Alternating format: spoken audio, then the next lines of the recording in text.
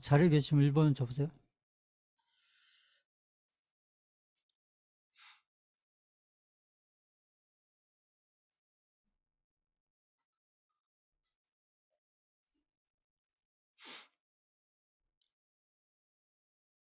자, 비트코인, 이제 저희가 들고 있는 포트폴리오 좀 살펴보겠습니다. 계속적으로. 그래서 비트코인은 여전히 지금 횡보 중이에요. 기간 조정이다. 이게 어렵게 얘기하면 기간 조정이고 횡보 중인데, 비트코인 같은 경우는 아까 제가 얘기한 이제 피라미드를 제가 적용을 해보면, 이제 지금 보면 이렇게 상승을 했다가, 그러면 예를 들면 여기에서 1차 배수를 했다. 그러면 1차 배수를 여기서 했다. 그러면 1차 배수를 했다. 그러면 이게 요게 여기를 이렇게 정구점 돌파할 때, 정구점을 돌파할 때 여기 이게 주봉입니다. 주봉. 비트코인은 제가 주봉, 그죠? 주봉.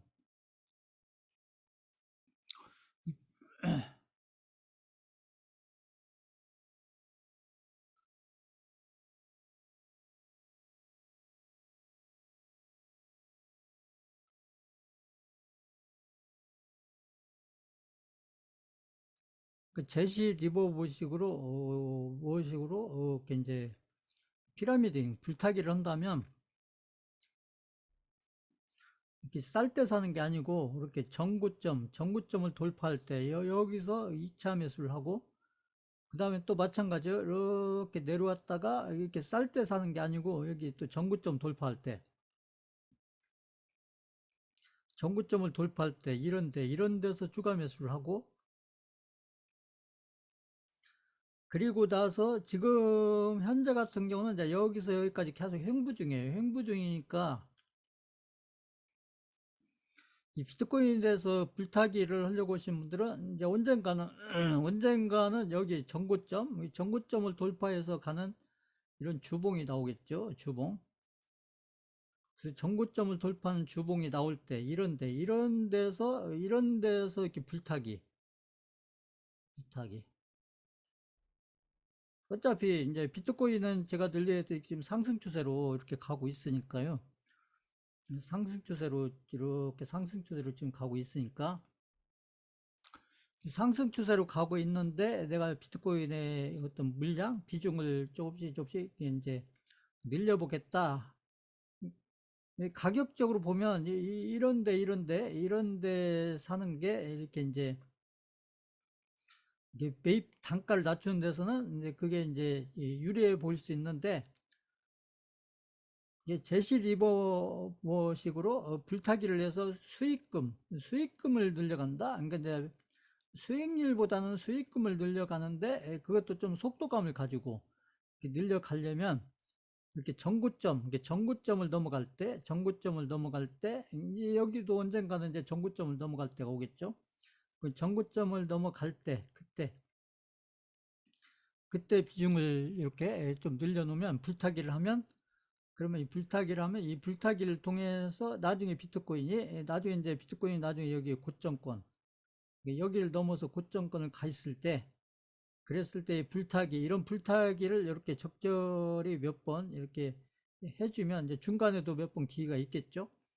불타기를 적절히 해주면, 그러면 나중에 고점권에 갔을 때 불타기를 했기 때문에 이제 수익률은 좀 낮아지겠지만, 이 수익률이 중요한 게 아니고 저희 때는 이게 수익금이 이렇게 더 늘어나 있을 거다. 왜냐하면 비중이 늘었기 때문에. 그게 아까 얘기한 이게 불타기 기법이고, 지금 현재로서는 이제 비트코인이 이렇게 좀 상승 추세에 있기 때문에, 이 지나간 건 어쩔 수 없고, 이제 앞으로 이렇게 정고점을 넘어가는 이런 이제 이 주봉으로 봤을 때 정고점을 넘어가는 이런 타이밍이 오면, 이럴 때 보면 아닐까요? 이럴 때 봐서 적절하게 내가 불타기를 하려면, 다음 기회에 불타기 기회가 왔을 때 내가 얼만큼 얼만큼을 불타기 할 건지를 미리 딱 정해놓고 있다가, 그래서 내가 1,000만 원치를 할 건지, 해서 500만 원치를 할 건지, 뭐 100만 원치를 할 건지, 응?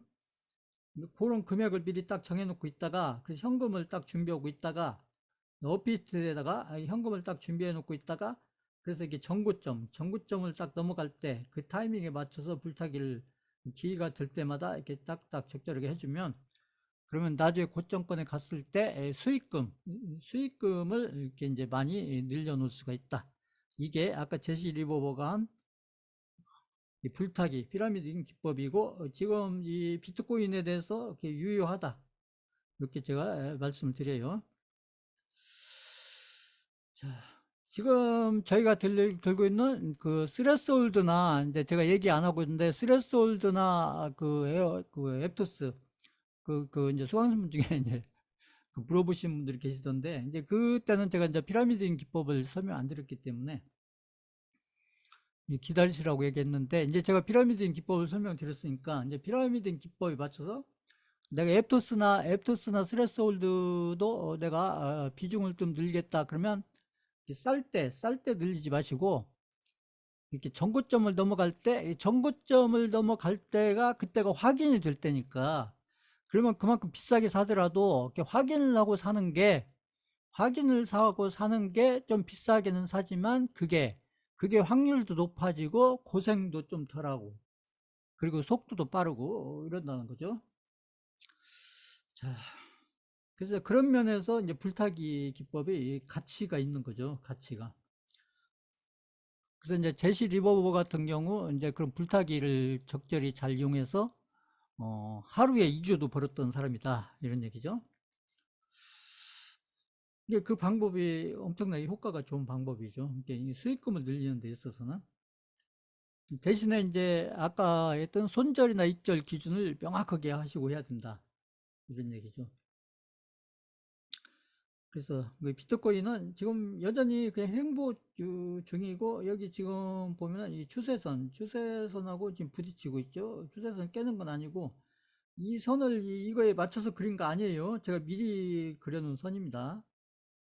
미리 여기 가기 전에 미리 그려놓은 선이에요. 여기를 보고 맞춰서 미리 그려놓은 선이고, 이 선에 맞추니까 지금 요 추세선하고 지금 이평선 몇 개가, 이평선 하나 둘 셋 넷, 그 이평선 몇 개가 지금 모아지고 있죠. 그러니까 지금 여기에서 이제 어려운 얘기를 좀, 에너지가 지금 모아지고 있는 거예요. 힘이 응축되고 있어서, 이 힘이 응축되면 제가 늘 얘기했듯이 방향이 이제 위로 나오든 밑으로 나오든 두 개인데, 지금 현재까지는 상승 추세로 있기 때문에 어쩌면 확률적으로는 이 밑으로 확률보다는 위로 갈 확률로는 높다, 이렇게 보고서 또 이제 다음 주 이렇게 지켜보는 것이죠. 어차피 저는 이제 비트코인을 지금 팔 건 아니고, 가지고 있는 상태에서 이제 저희가 비중을 어느 타이밍에 이 비중을 좀 늘리려고 하는 분들은, 어느 타이밍에 비중을 늘리는 게 좀 더 효과적일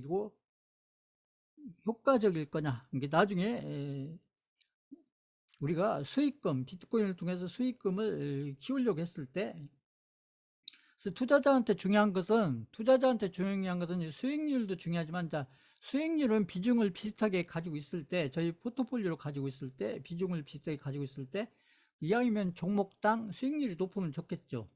비중이 비슷하다면. 근데 저희가 이제 불타기라는 것은 비중을 높여서 수익률은 좀 떨어뜨리더라도 수익금을 높이려고 하는 게 불타기의 핵심이다.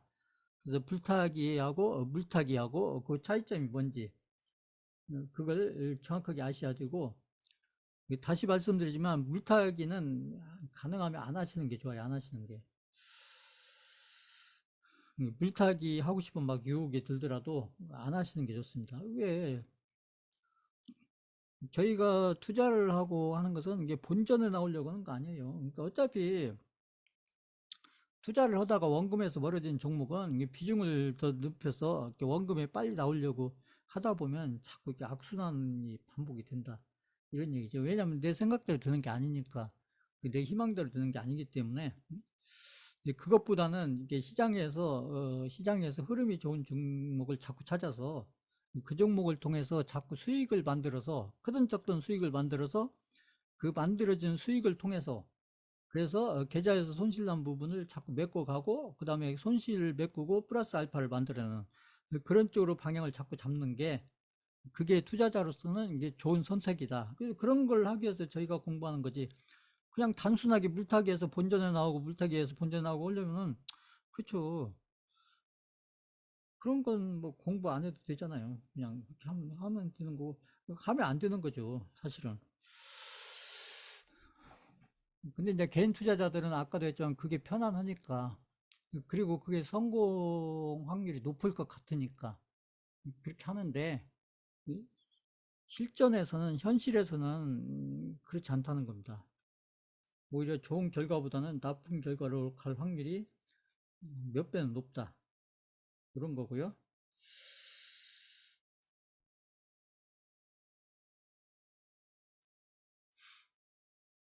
그 이 계좌는 뭐 지난주나 뭐 별 차이 없어요. 지금 시장은 지금 조정을 좀 받고 있는데 그 영향도 별로 안 받고 있죠. 이 계좌는 늘 얘기했듯이 원금이 2천만 원 계좌고, 그 다음에 지난주나 이게 추정에 딱 보면 지난주나 비슷해요. 비슷한데 지금 시장은 조정받는데 비슷하다. 그리고 이제 이 계좌 같은 경우는 제가 얘기했듯이 이제 일부 종목들, 종목의 일부는, 이 종목들의 일부는 이게 제가 드렸던 그 제약바이오주 종목으로 일부는 이렇게 비중을 옮겨간 계좌예요. 이렇게 제가 그럴 거라고 했잖아요. 그러니까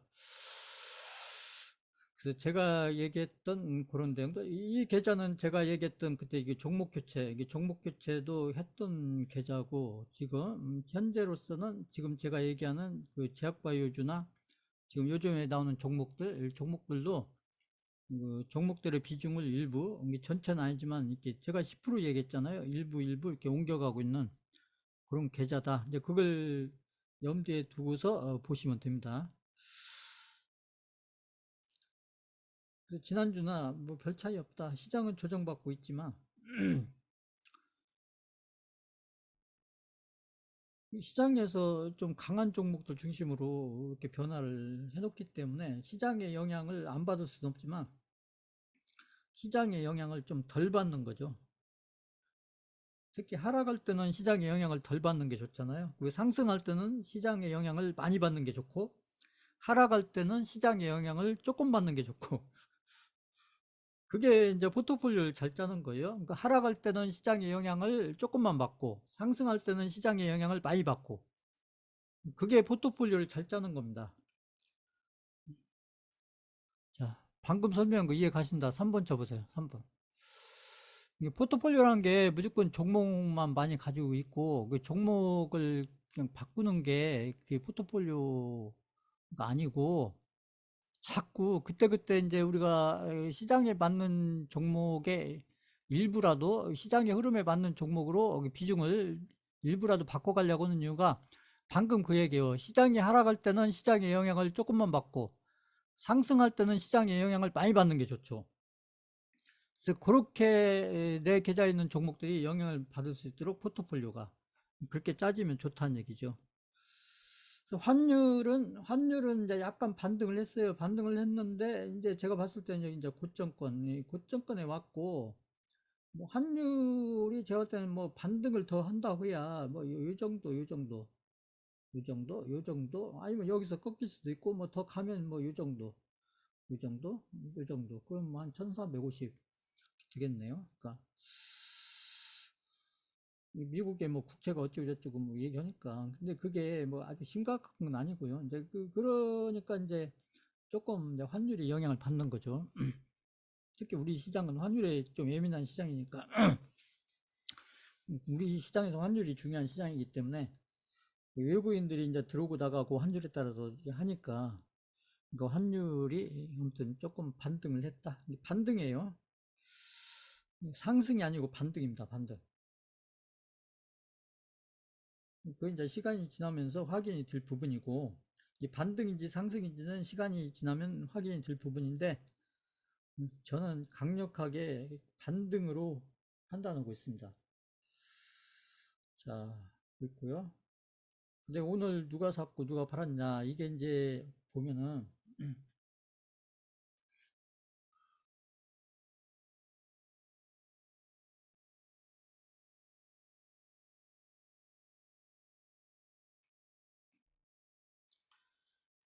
지금 오늘 보면은 이제 외국인이 팔았어요. 이게 코스피도 외국인하고 기관이 팔고, 아무튼 외국인하고 기관이 이제 코스피 코스닥을 팔았는데, 그리고 반대로 이제 개인이 그만큼 사고, 개인이 그만큼 샀는데, 그런데 이제 시장은 이제 코스피도 떨어지고 코스닥 떨어졌다. 그러면 이제 이게 어떻게 해석이 되냐면, 자, 오늘은 이제 오늘 시장에서 이게 주도적인 역할을 한 것은 외국인이었다. 외국인하고 기관이었다. 이게 이 외국인 주였고, 거기 서브로 기관이 역할을 했다. 그러니까 오늘은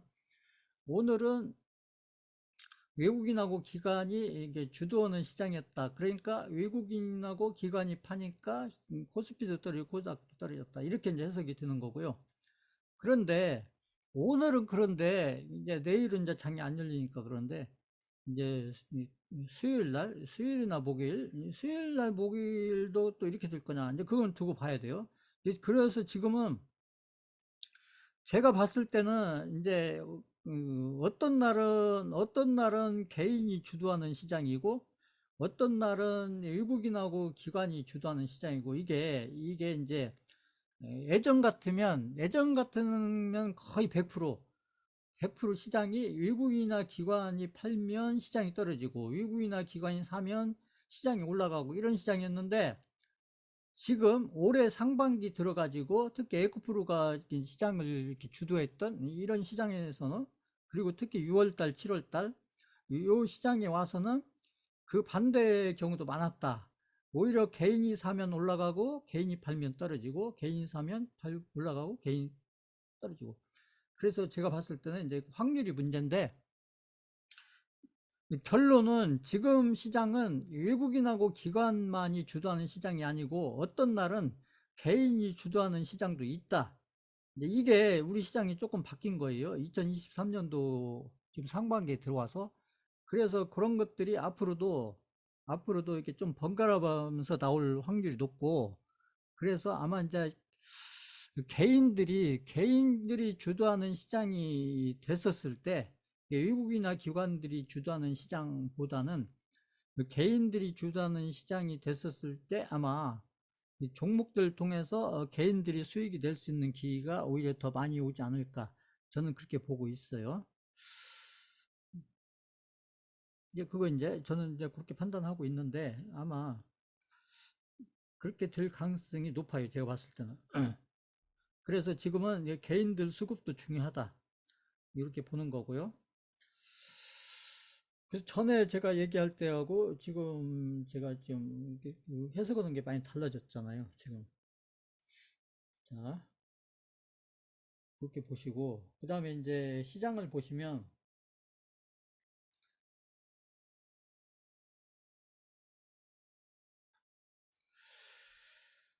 지금 나스닥 같은 경우에, 이게 나스닥 같은 경우에 보면 지금 이 주봉, 제가 보면 여기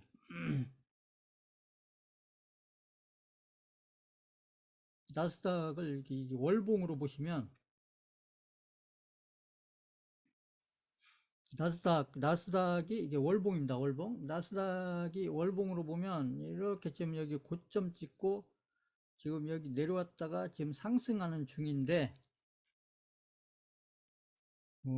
지금 여기서 보면 제가 여기 지금 여기 보조지표 하나를 더 해놨어요. 그 MACD라는 걸 제가 설명 한번 드릴 건데 MACD가 우리가 이렇게 중기 추세 이 중기 추세를 우리가 판단을 할 때 이 중기 추세를 판단할 때 이 MACD를 가지고 이 중기 추세를 판단하면 그러면 이제 100%는 아니지만 확률이 굉장히 높아요. 그렇기 때문에 저희같이 이렇게 중장기로는 투자자한테는 시장에 대한 판단이나 아니면 어떤 종목에 대한 판단, 특히 우량주에 대한 판단을 할 때 이 MACD를 보면서 이게 앞으로 미래의 추세를 판단하면 상당히 이게 도움이 될 수가 있어요.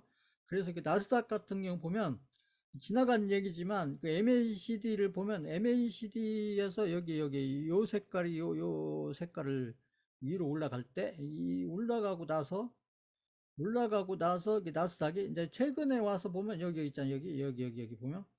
그러니까 MACD 요 색깔, 이 색깔 이름이 뭐예요? 요 색깔이 요 색깔 위로 올랐을 때.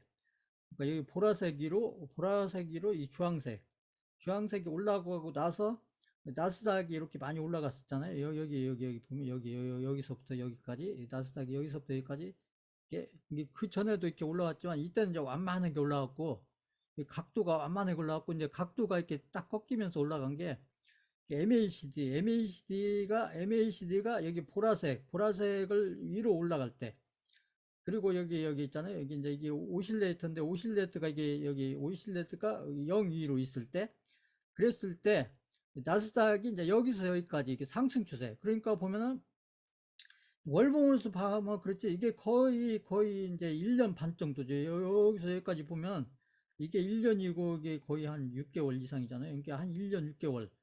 1년 6개월 이상을 이렇게 MACD가 이렇게 올라가면서 거의 1년 6개월이 더 되죠. 상승 추세로 갔고, 그 다음에 반대로 여기 이제 여기 주황색이 보라색 밑으로 꺾이면서 이게 거의 1년 이상이잖아요. 1년 이상.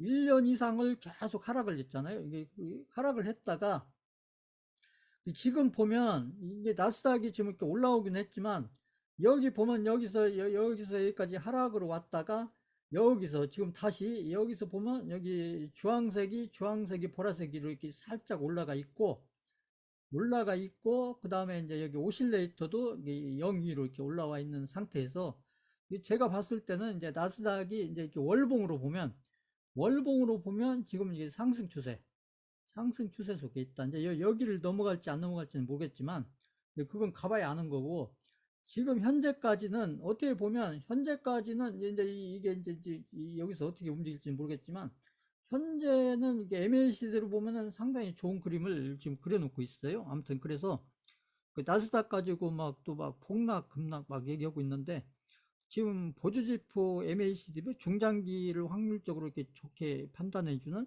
MACD를 보면 상당히 좀 좋은 그림이 아닌가 저는 이렇게 보입니다. 이렇게 해서 이렇게 보시면 되고 그래서 지금 MACD로 보면은 지금 상승 추세에서도 어떤 초기 단계 이런 그림으로 지금 그려져 있는데 지금 보조지표로 봤을 때는 상당히 좋은 그림을 그려놓고 있고요. 근데 우리나라도 보면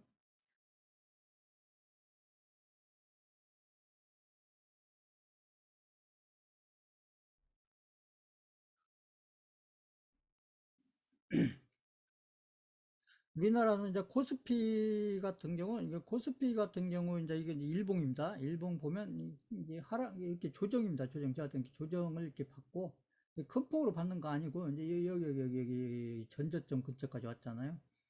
전저 근처까지 여기 지금 조정을 지금 며칠 받고 있고 그 이제 삼성전자가 조정을 받으니까 이게 삼성전자가 조정을 받고 그다음에 이제 포스코홀딩스나 이런 것들이 지금 전제처럼 이렇게 이제 이게 강하게 지금 치고 올라가지 못하고 있으니까 이렇게 해서 좀 이렇게 조정을 받는데 코스닥은 좀 달라요. 보시면 코스닥 같은 경우는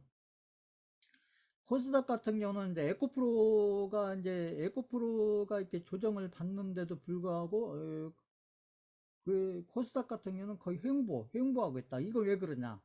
그러니까 코스닥 같은 경우는 이제 에코프로가 이렇게 조정을 받는데 코스닥 지수는 횡보를 한다. 이건 뭐예요? 지금 제약바이오주가 받쳐주고 있다는 거죠.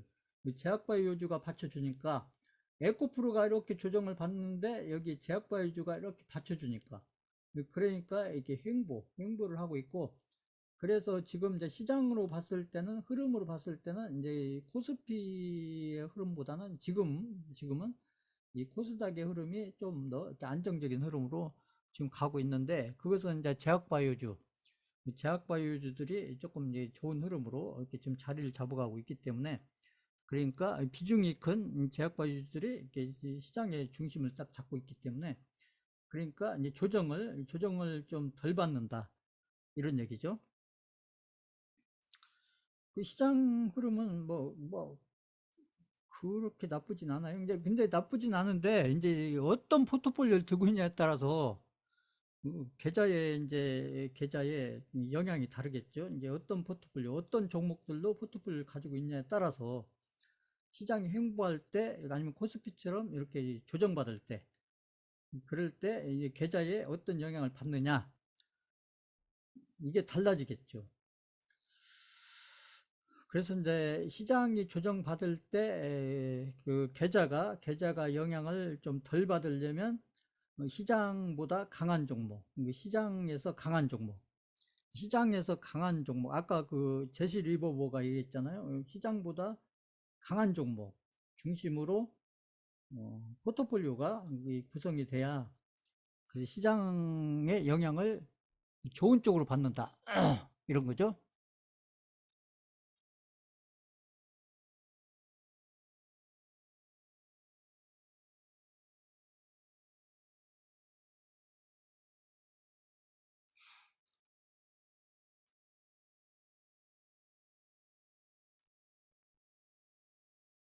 에코프로 그 비중이 얼마세요? 에코프로 BM 비중이 얼마세요? 비중.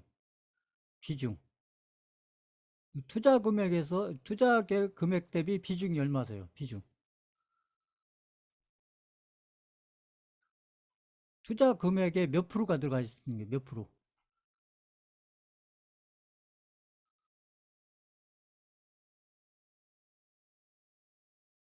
10%면 많이 들어가신 거죠. 이게. 제가 그 본인 투자 금액의 2%만 들어가시라고 했잖아요. 1, 2%.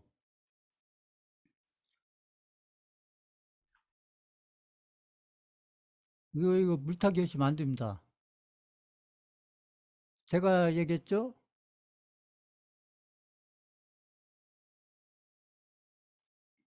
10%면은,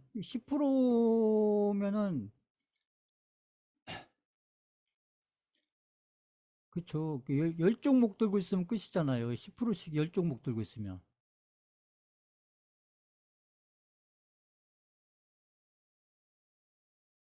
그러면 그 10%씩 열 종목 들고 있으면 그건 포트폴리오라기보다는 종목을 들고 있는 거예요. 그렇게 되면.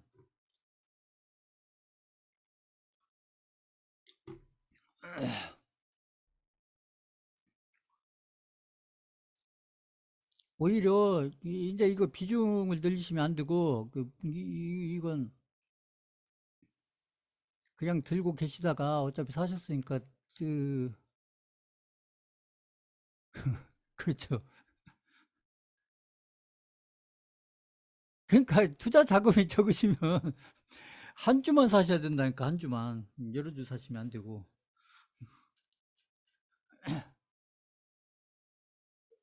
이 투자 자금이 적으시면 이 에코프로 비엠이나 이런 것도 이제 몇십만 원씩 가니까 그쵸 지금 에코프로는 거의 100만 원 근처고 에코프로 비엠만 해도 지금 얼마예요? 지금 몇십만 원 가기 때문에 이거 얼마인가? 아무튼 그러니까 그런 종목들은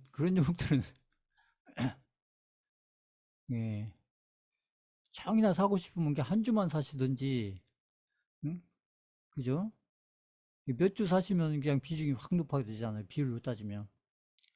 이 투자 자금이 적으신 분들은 이렇게 지금 몇십만 원, 막 100만 원 가까이 가는 종목, 몇십만 원 종목, 이런 좀 몇 주만 사면은 비중이 확 커지죠.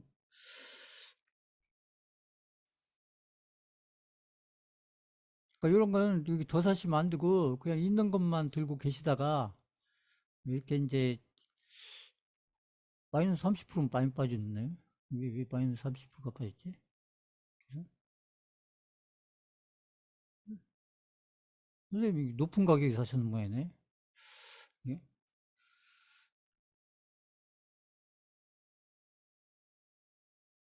예. 기다리셨다가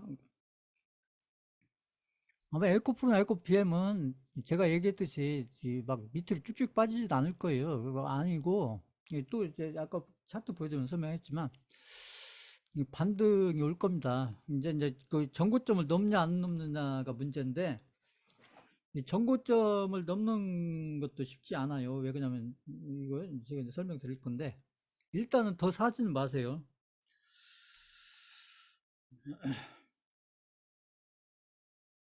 자,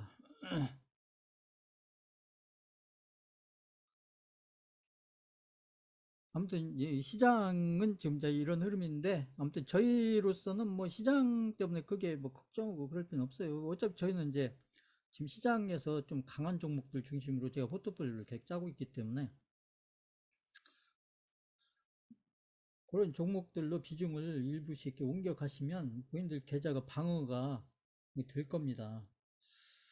특히 지금쯤 시장이 좀 조정받을 때 시장 대비 본인들 계좌가 좀 방어가 될 거예요. 그러니까 보시면 되고, 그 다음에 이제 종목을 좀 보겠습니다. 종목을 보면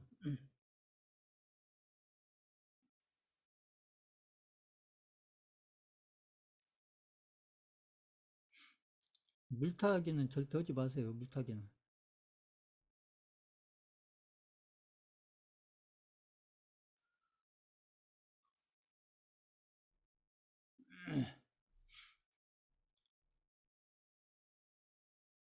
이 본인들이 좀 실수를 하셨어도 물타기 막 하고 싶어도 물타기는 하시면 안 돼요.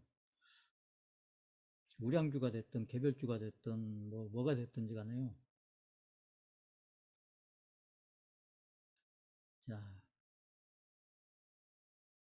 오히려 그 비중을 줄일 생각을 해야 됩니다. 자, 삼성전자가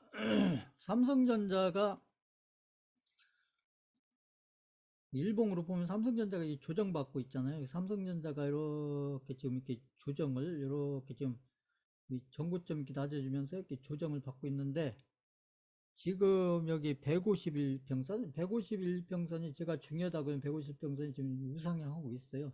근데 여기를 살짝 깼는데, 근데 이게 일봉으로 보면 그러는데, 이것도 삼성전자도 여기 이제 아까 제가 MACD 얘기했으니까요. 여기 보면 이 월봉, 삼성전자도 월봉을 보면 월봉을 보면 여기 잘 보세요. 삼성전자가 지금 이게 MACD도 이게 저희 중장기 투자자한테는 추세를 판단하는 데서 이 MACD도 상당히 저희한테 도움이 많이 될 수 있는 이 경제, 제가 RSI를 주로 얘기했는데, 지금은 저희가 이제 포트폴리오를 우량주도 같이 넣어서 하니까, 그러니까 저희가 이제 개별주만 가지고 올 때는 제가 이제 RSI를 가지고 주로 설명을 드렸는데, 지금은 이제 저희가 포트폴리오를 뭐 개별주, 우량주 구분하지 않고 좋은 타이밍에 있을 때 그냥 비슷한 비중으로 이렇게 포트폴리오를 구성하고 있기 때문에, 그랬을 때 특히 우량주 같은 경우에 추세를 판단할 때 이 MACD가 상당히 도움이 많이 돼요. 그래서 삼성전자 같은 경우 보시면 여기 2016년도 있잖아요. 2016년도 이때가 제가 이렇게 100만 원 근처 있을 때 드린 거예요. 근데 이때 보면 삼성전자가 여기 MACD가 여기 주황색이 분홍색을 딱 올라서잖아요. 여기 보면 이게 이때가 삼성전자 100만 원 근처 있을 때 100만 원 근처 액면 분할하기 전에, 그래서 딱 올라서니까 이게 이제 100만 원에서 여기까지 올라갔잖아요. 여기까지. 이게 얼마 안 되는 것 같지만 이게 거의 한 300만 원 근처 되는 거예요. 뭐 이렇게 해서 2016년부터 올라가서 2018년도, 그죠? 그 미국하고 중국하고 무역 전쟁 일어나기 그 직전까지, 그러니까 2018년도 거의 1월 달, 제 기억으로는 그때까지 이렇게 거의 한 두 배, 세 배 올라갔다가 여기 보면 이제 다시 여기 내려오니까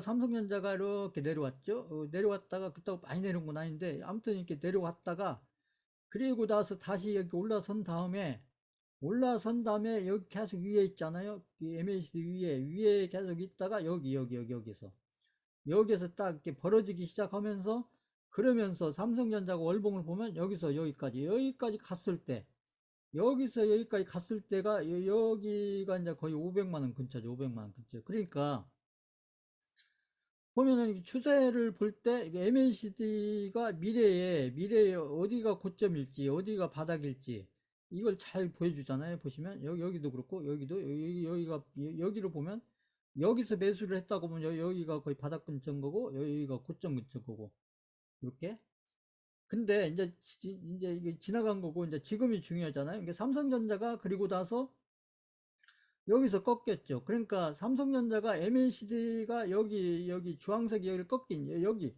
여기서부터는 삼성전자 사면 안 되는 거예요. 여기는 이 하락 추세니까 사면 안 되는 거죠. 그랬다가 지금 최근에 들어서 삼성전자가 최근에 들어서 여기 보라색을 여기 주황색이 살짝 올라갔잖아요. 그러면 이게 좀 좋은 그림이죠. 보면 그러니까 이게 월봉으로 보면 삼성전자가 그렇게 나쁜 위치는 아니다. 그러니까 MACD로 봤을 때 삼성전자가 그 추세를 보면 그렇게 나쁜 그런 보조지표로 봤을 때 그 추세를 이렇게 잘 판단해주는 MACD를 봤을 때 삼성전자가 이제 가격적으로는 좀 조정을 좀 받고 있지만 그렇지만 이게 보조지표 MACD로 보면 미래의 흐름이 어떻게 갈 건지에 대해서는 그렇게 나쁜 흐름을 이렇게 좀 예고하고 있지는 않다. 이렇게 보면 그렇다면 이제 삼성전자가 좀 살짝 조정을 받고 있지만 다시 반등 이제 이게 이제 월봉으로 봐서 뭐 그런데 삼성전자가 이제 일봉으로 보면 이게 올라갔다가 지금 이제 전고점 그죠 여기 전고점을 돌파하고 여기 전고점 근처에 또 갔다가 마치 쌍봉처럼 만들어 놓고 그리고 나서 이렇게 여기까지 이제 어떻게 보면 가격 조정 내지는 이만큼의 기간 조정을 하고 있는데 이건 일봉으로 봤을 때 이런 그림을 그리지만 아까 월봉으로 봤을 때는 이게 다시 제가 볼 때는 월봉으로 봤을 때는 이게 지금 상승 추세로 갈 가능성이 높고 그래서 이게 이 삼성전자가 조금 이제 이게 반등 이제 여기 전고점 넘어갈 때까지 반등이죠. 이 반등으로 가줘야 그래야 이제 코스피 시장이 안정이 된다 이런 거고 지금 삼성전자가 이렇게 조정을 받으니까 코스피도 같이 조정을 받는 지금 그림. 그럼 삼성전자가 왜 이렇게 조정을 받냐? 외국인이 팔고 있다는 얘기죠. 외국인이 삼성전자를 왜 파냐? 환율이 올라가니까 삼성전자를 파는 거예요. 그러다가 이제 환율이 이제 고점 찍고 내려오면 다시 삼성전자를 사겠죠. 이렇게 해서 아마 이제 그런 그림으로 갈 거다. 이렇게 생각을 해놓고, 그리고 이제 삼성전자가 앞으로 이제 어떤 흐름으로 갈지, 그걸 이제 지켜보면 됩니다. 이게 삼성전자는 저희가 이제 종목에 포트폴리오 넣으려고 한 것도 아니고, 근데 코스피에서 시장에 워낙 영향을 많이 미치니까, 그리고 아무래도 코스피가 이렇게 하락하는 건 내지는 아니면 조정 내지 이런 것보다는 이게 반등 내지 상승으로 가는 게 그래도 시장으로 봐서는 좋은 영향을 주기 때문에 그래서 앞으로 삼성전자 흐름이 어떻게 갈 건지 이것을 이제 저희가 판단해 보는 게 중요한데 지금은 제가 볼 때는 이게 환율이 이렇게 반등하니까 삼성전자가 이렇게 이제 조정을 받는 것은 이 환율 때문에 그래요, 환율. 환율이 상승을 하니까 그러니까 외국인들이 삼성전자를 팔아서 달러를 산다. 그런 얘기죠. 그러다 환율이 꺾이면 이제 달러를 팔고 삼성전자를 산다. 이걸 반복해요, 외국인들은. 다른 거 없습니다. 자, 이렇게 보시면 되고, 그래서 아무튼 환율의 영향을 받고 있는 거다. 이렇게 보시면 되고요. 그 다음에 이제 다른 종목들을 보면, 먼저 에코프로 아까 이제 질문하셨으니까. 자, 에코프로 BM은 결국 에코프로 따라가니까요. 자, 에코프로 같은 경우가 제가 늘 얘기했듯이 에코프로는 지금 이 고점을 넘어가는 것도 쉽지 않고 제가 여기 양봉 있잖아요. 이 양봉이 이게 거의 이제 90만 원대 초반인데 이 90만 원대 초반을 깨는 것도 쉽지 않아요. 제가 봤을 때. 왜 그러냐면 이렇게 상승을 하면 여기서 공매도를 쳤다가 이렇게 내려오면 여기서 쇼커버링을 하고 또 상승하면 여기서 공매도를 치고 또 내려오면 여기서 쇼커버링하고 이걸 지금 공매도 세력들이 이걸 반복하고 있다. 그러니까 여기 올라가면 공매도 치고 내려오면 여기서 쇼커버링하고 또 올라가면 공매도 치고 내려오면 또 쇼커버링하고 이걸 반복하고 있기 때문에 에코프로가 이 밑으로 빠지는 것도 쉽지가 않고 여기 있잖아요. 여기 이 정고점을 넘어가는 것도 쉽지 않다.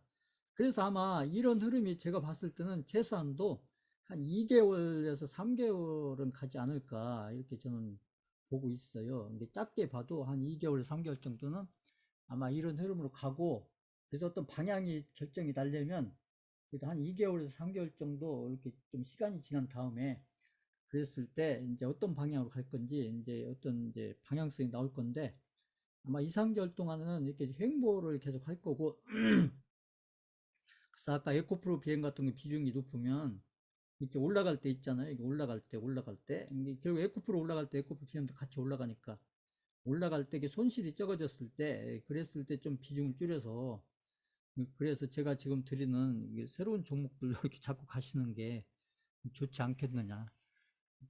아까 질문을 하셨으니까요. 그러니까 이렇게 보시면 되고 자, 그 다음에 이제 포스코홀딩스를 보시면 포스코홀딩스도 마찬가지입니다. 포스코홀딩스도 여기 고점 있잖아요. 고점하고 제가 볼 때는 지금 현재는 여기 양봉에서 지켜지고 있는데 여기도 제가 볼 땐 꿰기가 쉽지 않고 여기서 더 밀린다고 하면 여기 한 반 정도, 여기 양봉의 반 정도. 이게 얼마 아닐 것 같지만 그렇지 않아요. 그래서 현재는 이제 여기에서 지금 지켜주고 있는데 보면 그래서 아마 이 포스코홀딩스도 마찬가지예요. 포스코홀딩스도 이렇게 올라가면 공매도 세력들이 공매도를 쳤다가 여기 내려오면 슈커브링하고 또 올라가면 공매도 치고 또 내려오면 슈커브링하고 이걸 반복하고 있기 때문에 마찬가지예요. 그래서 이제 포스코홀딩스는 다른 거 없어요. 포스코홀딩스는 결국 에코프로 따라갑니다. 에코프로가 어떻게 가느냐에 포스코홀딩 따라가는 흐름이 따라가는 거기 때문에 에코프로 흐름이 중요해요. 에코프로 흐름이 중요한데 결국 에코프로가 앞으로 최소한 2, 3개월은 그런 방향으로 움직일 가능성이 높기 때문에 아마 포스코홀딩스도 그럴 가능성이 높고 그래서 제가 얘기한 거예요. 포스코홀딩스도 이런데 고점 아니더라도 고점 근처에서 비중을 많이 사신 분들은 이렇게 이게 반등 나올 때 이게 원금은 아니더라도 손실폭이 적을 때 그랬을 때 좀 비중을 줄이셔라. 저희가 좀 사야 될 좀 좋은 종목들도 많은데 여기 물려 있어 가지고 이러지도 저러지도 못하면 시간은 자꾸 가고 그러면서 이제 그 제약바이오 종목들은 또 올라갈 건데 응? 그 양쪽으로 그렇잖아요. 저쪽에서는 손실 나 있고 저쪽에서 수익 내야 되는데 그쪽 못 사고 그쪽 보면은 응? 그래서 그쪽에서 빨리 벗어나야죠. 그쪽에서 그래서 비중이 중요한 거예요. 비중이 그렇게 보시면 되고 그 다음에 이제 이 제약바이오 지금 저희 이제 코스닥이 중요한데 이 코스닥에서 보시면 이게 셀트리온 헬스케어 이 코스닥에서 지금 셀트리온 헬스케어가 셀트리온 헬스케어가 지금 이게 제약바이오주의 이게 지금 시가총액으로 보면 지금 대장주죠. 시가총액을 보면 대장주고 그 셀트리온 헬스케어도 보시면 일단 아까 이제 그 월봉으로 보시면 월봉으로 셀트리온 헬스케어를 보시면 아까 MACD를 제가 이렇게 해놨어요. MACD를 보면 그 셀트리온 헬스케어도 이렇게 많이 올라갈 때 보면 여기 보시면 MACD가 여기 있잖아요. 이게 MACD가 이제 셀트리온 헬스케어 같은 경우는 이제 역사가 길은 종목이 아니기 때문에 보면 이게 위에 있었을 때 그 셀트리온 헬스케어가 여기 위에 이렇게 위에 있을 때 흐름이 좋았잖아요. 이게 월봉입니다. 월봉. 그래서 여기서 고점을 만들고 그리고 나서 이제 반대로 여기서 이제 여기 그 보라색 밑으로 내려온 이후에 이쯤이죠. 이 내려오고 나서는 계속 이제 이게 밑에 있었기 때문에 계속 이제 하락 추세로 갔고 근데 최근에 와서 지금 보면 이제 이격이 지금 거의 붙어 있다시피 한데 그래도 지금 보면은 그 MACD 있잖아요. 이 MACD 여기 분홍색이 여기 보라색 위로 살짝 올라가 있잖아요. 보시면 살짝 올라가 있고 여기도 살짝 지금 양선이 0보다 위에 있고 그래서 제가 봤을 때는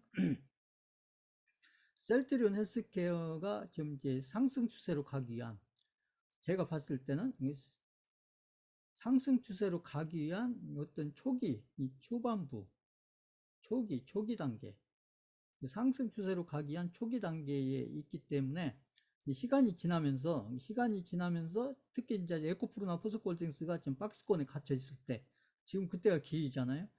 그랬을 때 아마 이제 셀트리온 헬스케어로 이게 이제 코스닥에서 대장주인 셀트리온 헬스케어를 대장주로 해서 이렇게 해서 이제 코스닥에서 어떤 파동을 이제 만들어 가지 않겠느냐.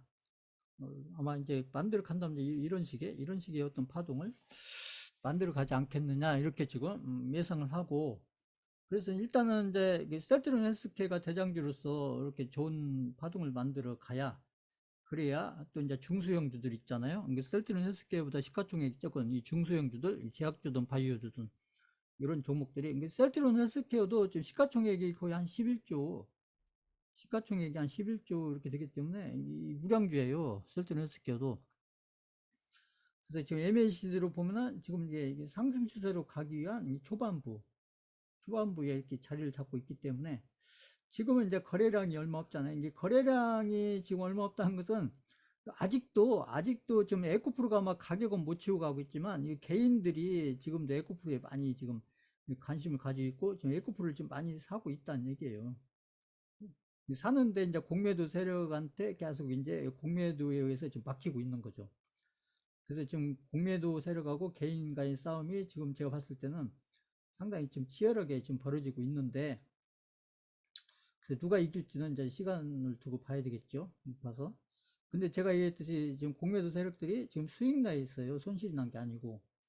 그래서 아마 공매도 세력들도 지금 만만치가 않습니다. 그러니까 개인들의 자금도 좀 만만치 않지만 공매도 세력들도 지금 손실 난 게 아니고 수익이 나 있기 때문에, 그래서 계속 쇼커버링을 하는 거예요. 수익이 나 있기 때문에. 이렇게 해서. 자, 그래서 아마 2, 3개월 걸쳐서 아마 싸움이 계속 될 것 같은데, 그러니까 지금 에코프로 쪽으로 아직도 개인들 자금이 그쪽으로 지금 많이 그쪽으로 몰리고 있기 때문에, 그러니까 이 거래 대금이 작은 거예요. 거래량이.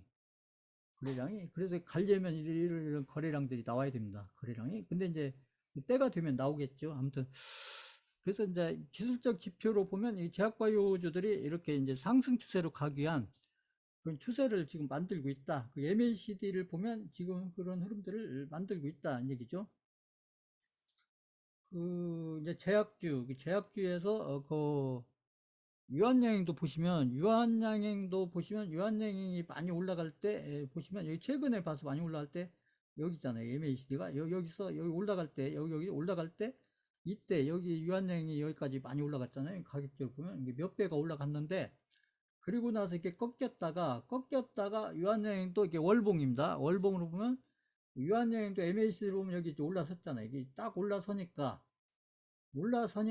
지금 보면 이렇게 유한양행도 지금 막 거래량이 많은 건 아니에요. 거래량 많은 건 아닌데, 그래도 이렇게 이제 MACD가 이렇게 상방 추세로 이렇게 돌아서니까, 그러니까 이게 정구점을 일단은 유한양행이 넘겨놨잖아요. 보시면 제가 있잖아요. 그러니까 이제 그 코스피에서 제약주 대장주는 이 유한양입니다. 유한양이 지금 여기 정구점을 지금 넘겨놓은 상태고, 그 다음 이제 코스닥에서 그 제약바이오주의 어떻게 보면 바이오주의 대장주, 제약바이오주의 대장주가 셀트리온 헬스케어. 셀트리온 헬스케어도 지금 여기 보면 MACD를 보면 살짝 위에 올려놨는데, 그래서 셀트리온 헬스케어도 조금 이제 이거 시간이 지나면서 아마 좋은 흐름으로 연결되지 않을까 이렇게 저는 판단하고 있어요. 그래서 개인들의 자금이 이제 그 에코프로 쪽에서 관심을 좀 거리를 두고 이런 이제 제약바이오라든지 이런 쪽으로 올려면 조금 시간이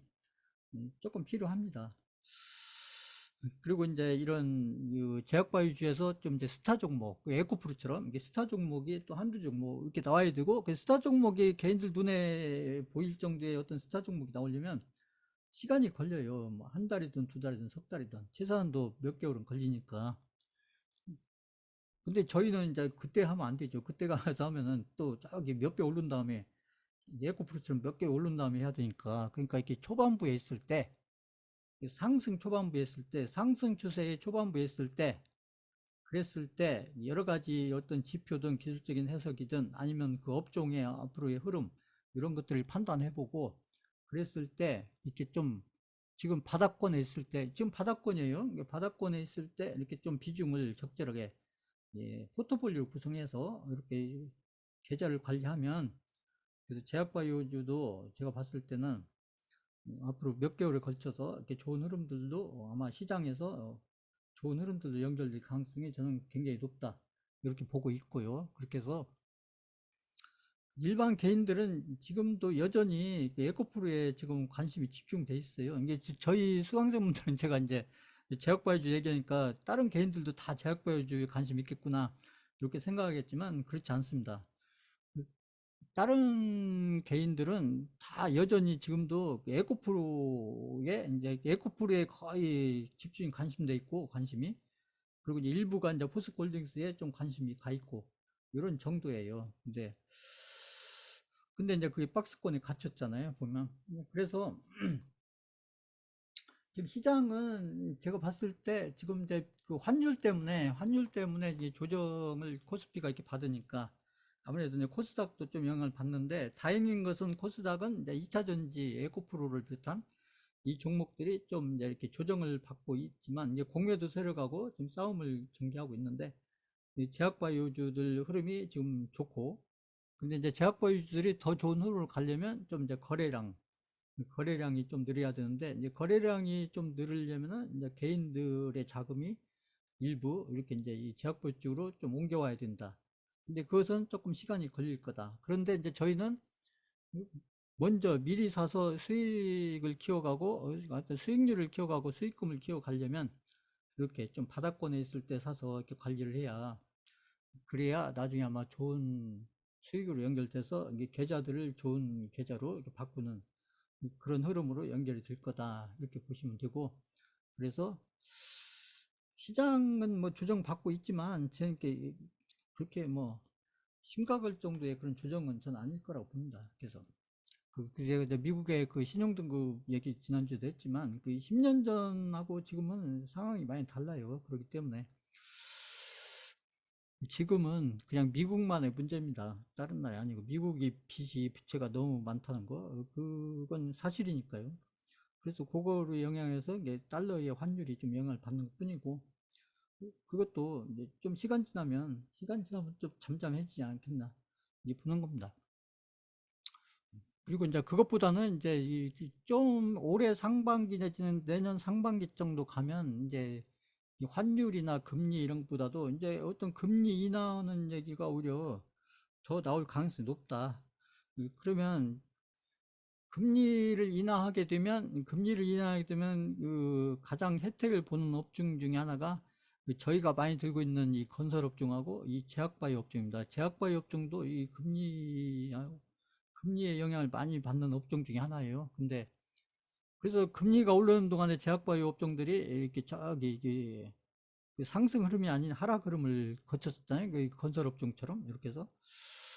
그러다가 이제 그 금리가 거의 오를 만큼 올랐기 때문에 좀 뭐 한두 번 더 올린다고 해도 그것은 이미 시장에 다 반영이 됐고, 그러기 때문에, 그래서 그거에 맞춰서 이제 제약바이오주가 그러니까 금리 흐름에 맞춰서 미리 선반영해가는 그런 부분도 있어요, 지금. 그래서 아무튼 제약바이오 업종은 여러 가지 봤을 때 이제 악재는 서서히 하나씩 제거가 되고, 어떻게 보면 이제 악재가 호재로 바뀌는 그런 타이밍에 서서히 접어들고 있다. 그렇기 때문에 거기에 맞춰서 저희가 포트폴리오 잘 관리해서, 저희가 잘 보유해서 잘 관리하면 아마 좋은 결과들로 연결될 거다, 저는 그렇게 생각을 하고 있어요. 자, 오늘 강의는 이걸로 마치겠습니다.